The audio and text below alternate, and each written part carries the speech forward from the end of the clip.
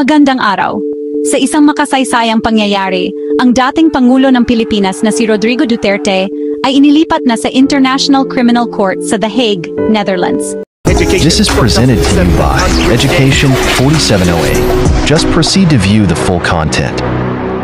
Nahaharap siya sa mga kaso ng crimes against humanity dahil sa kanyang kontrobersyal na giyera kontra droga. Ano ang susunod na mangyayari sa prosesong ito? Alamin natin.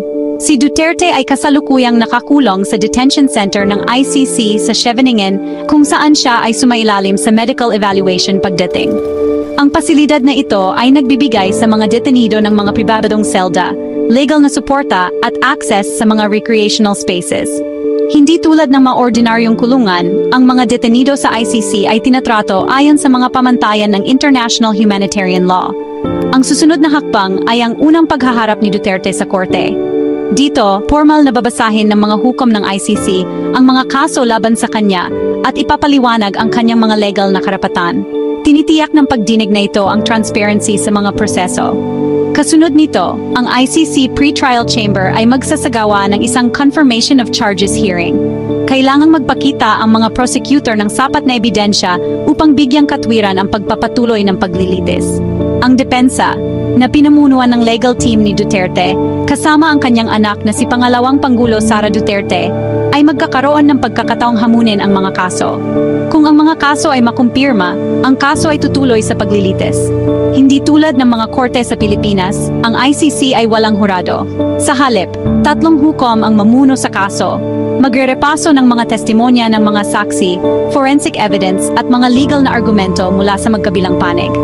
Kung mapatunayang nagkasala, maaring maharap si Duterte sa sentensya na hanggang 30 taon o habang buhay na pagkakakulong. Maari ring utusan ang pagbabayad ng danyos para sa mga biktima. Kung mapatunayang walang sala, siya ay palalayain at ang kaso ay ibabasura. Kinukwestiyon ng ilan ang jurisdiksyon ng ICC dahil ang Pilipinas ay umalis sa korte noong 2019. Gayunpaman, pinapanatili ng ICC na maari nitong litisin ang mga krimen na ginawa noong miyembro pa ang bansa. Ang kaso ay nagdulot ng pagkakabahagi. Ipinagbubunyi ito ng mga human rights groups bilang isang tagumpay para sa hustisya, habang tinitingnan ito ng mga taga-suporta ni Duterte bilang isang pag-atake na may motibong pampulitika.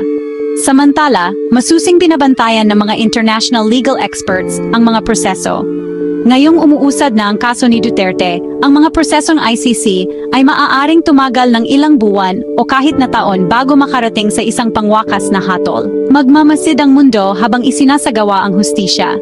Ang kasong ito ay nagmamarka ng isang mahalagang sandali para sa international justice. Patuloy naming ihahatid sa inyo ang mga update habang nagpapatuloy ang paglilitis. Paki-like, share, subscribe and comment para palaging updated sa mga bagong balita. Manatiling nakaantabay para sa karagdagang mga balita.